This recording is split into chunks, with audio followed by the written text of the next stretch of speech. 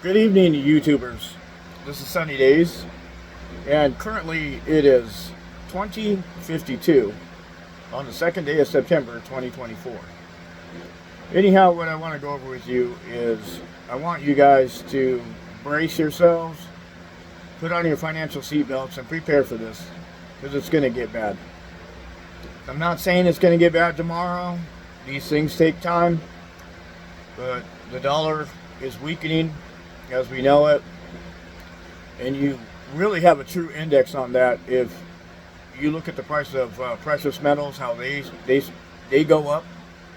The price of precious metals goes up, that means the value of the dollar is going down. And same with all your favorite cryptocurrencies like Bitcoin and Ethereum and Cardano and several others. I mean, there's a lot of cryptocurrencies out there. But anyhow, when they go up in value, you know the dollar's going down. But anyhow, the Fed is scared. They're not really telling us too much because they don't want us to panic.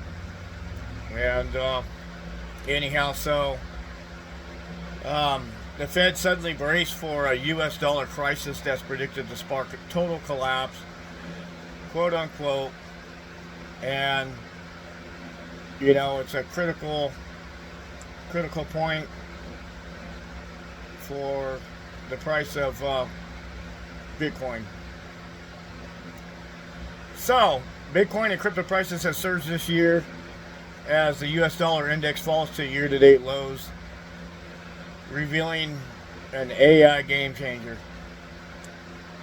So anyhow, the Bitcoin price is trading around $60,000 per Bitcoin, up from January lows of under $40,000 as traders bet a fresh injection of liquidity by the Federal Reserve will put Bitcoin and crypto market on the cusp of a major move. Now, as China gears up to drop a Bitcoin price bombshell, fears are swirling that the US dollar is on the verge of total collapse, setting up the Bitcoin price for a critical tipping point. Now, I don't know if you guys have Bitcoin or not, but I do. I have the top 5 cryptocurrencies. That way they can compete against each other because everybody wants the majority of the market, and that's just the way that competition is. So, mystery crypto project sparks a wild Bitcoin rival perception.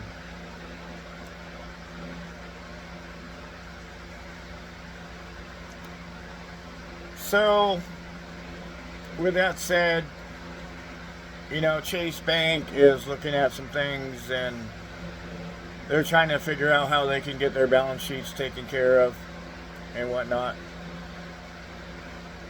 But the US dollar index just hit a new 2024 low. And with that said, it's actually still relatively high, but it looks like it's on the verge of a total collapse. Economist and gold bull Peter Schiff posted that on X, which was formerly Twitter. But anyhow, like I said, there's a lot of things going on geopolitically. And one of the things that's going on, and a lot of people may or may not know about, is the BRICS nations. And what BRICS nations is BRICS is Brazil, Russia, India, China, and the S stands for South America. So they're all getting together, and they've got a lot of other countries that had signed on board. So everybody's like, this is all like BRICS nations is going to be gold-backed currency. Our currency is not backed by anything except for basically your time and labor. They've been printing off money since COVID. They keep giving money to Ukraine when we're not even helping our own people and our own infrastructure in our own country, which is really sad. There's so many big cities that have so many homeless people and drug addicts and people that are psychologically just not well and can't hold down a job, one of them 9 to 10 jobs, 9 to 5 jobs. So, you've seen in the last 30 years, I sure have. I've seen cities that I used to live in go to ruins. And it was rare to see a homeless person. You did see them from time to time, but it wasn't that prevalent. It was rare. Excuse me. But now I go back to those cities and the homeless population is insane.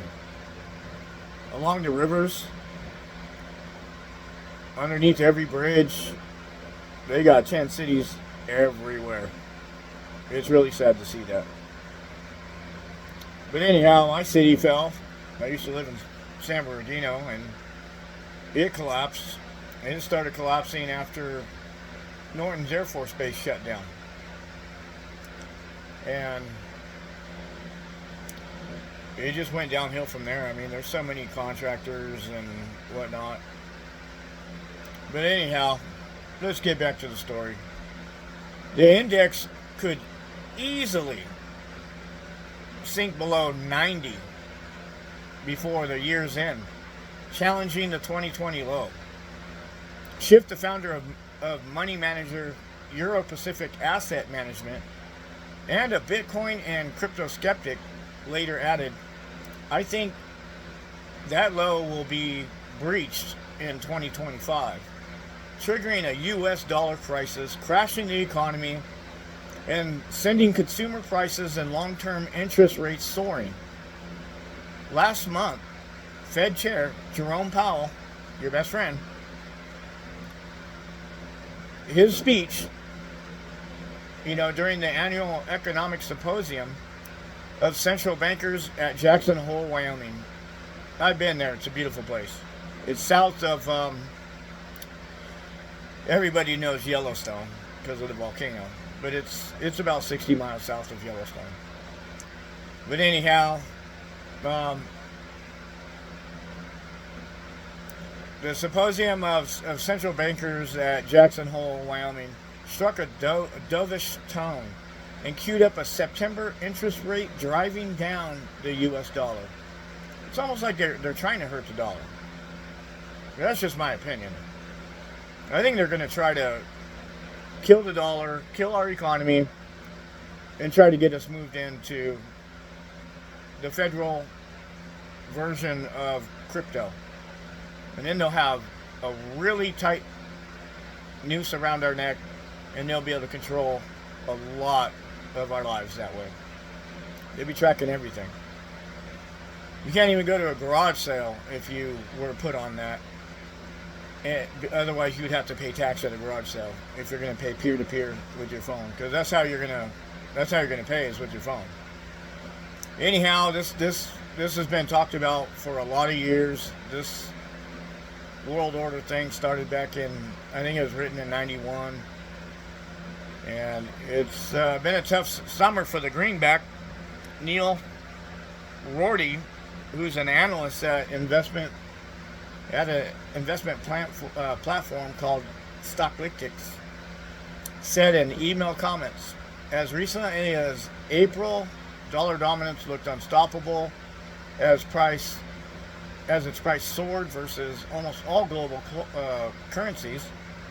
Now it's at 2024 lows against the euro, the pound, and the yen. So the pound is, from like, say, London, that area in the UK, and then you got the yen from Japan.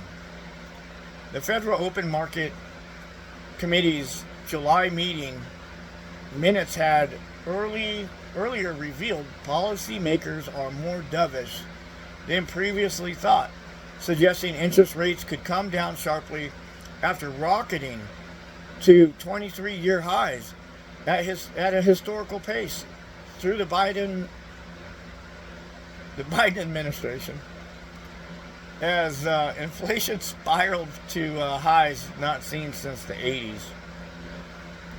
The Fed is now widely expected to kick off a rate cutting cycle at its two-day monetary policy meeting that begins on September 17th this year. Now, there's been a lot of talk about World War, and there's just a lot going on in the Middle East, a little bit going on in Russia, but it was either World War I or World War II. One of them started in September, so September is a hotbed for world wars. So if we're going to go to World War, might as well be in September. The other one was in July. I don't know what was so significant about July, but it happened. So now there's now speculation. Interest rates might come faster than initially predicted. Rorty said as many as 100 basis points could be knocked off the current rates by the end of this year.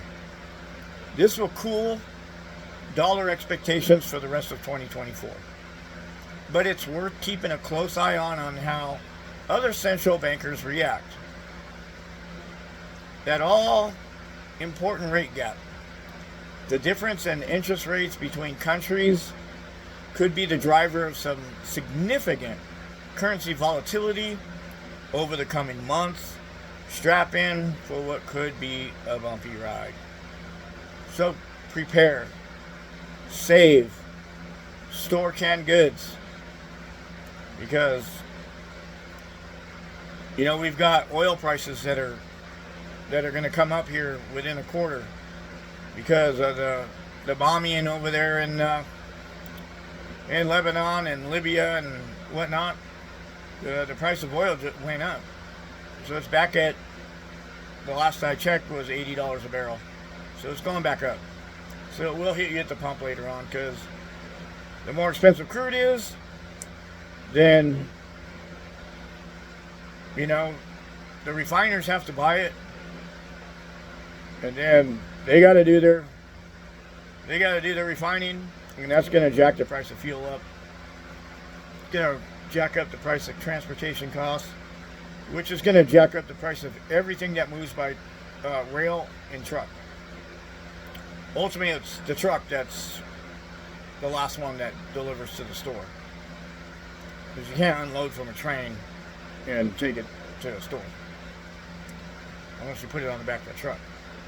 But anyhow, in Europe, the EU's European Central Bank and the UK's Bank of England are both expected to further cut rates after beginning loosening cycles in recent months, while questions remain over the Bank of Japan after it caused a global market meltdown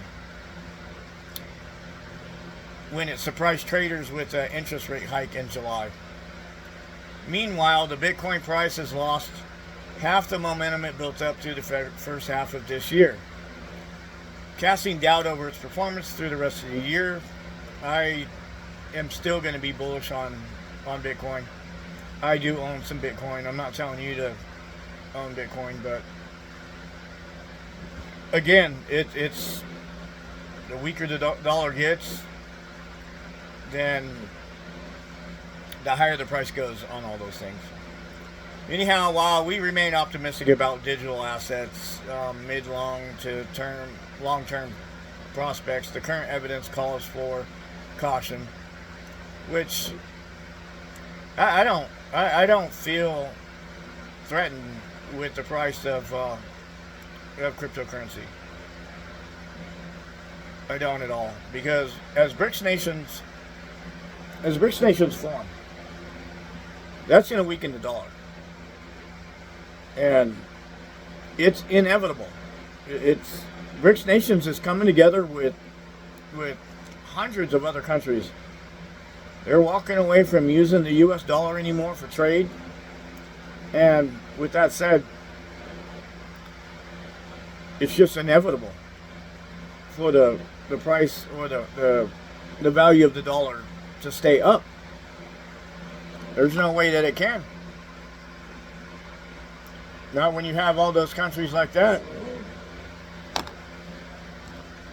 we're only going to be trading with Canada and South America and the UK. That's not going to do anything for us. So, anyhow, although the market experienced near V-shaped rebounds following dips in early May, early July, and early August, the underlying market structure and fundamentals have progressively weakened. And as a result, each dip has become deeper. And the subsequent recoveries have been more subdued. The latest end-of-the-month data indicates that we may be nearing a critical tipping point in September, marked by a decline in demand. Other Bitcoin and crypto market watchers have pointed to Bitcoin's historical poor performance in September as a cause for concern, but I'm not worried about it. I'm buying and holding, and I know that Bitcoin's going to keep going up. Somebody's going to end up going in there and buying a whole ton of it, and the price will spike again. So that's my belief. I've seen it historically. I bought Bitcoin when it was $8,000 a coin. September is historically a negative month for Bitcoin. As data shows, it has an average depletion rate of 6.5%, which sometimes it does, and sometimes it does really well.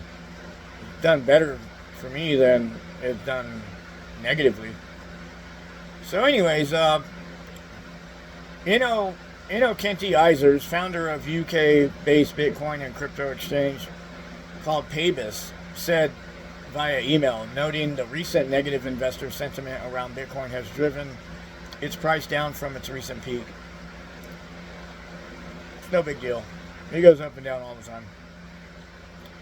Anyhow, should the Fed cut interest rates in September? It might help Bitcoin rewrite its negative history.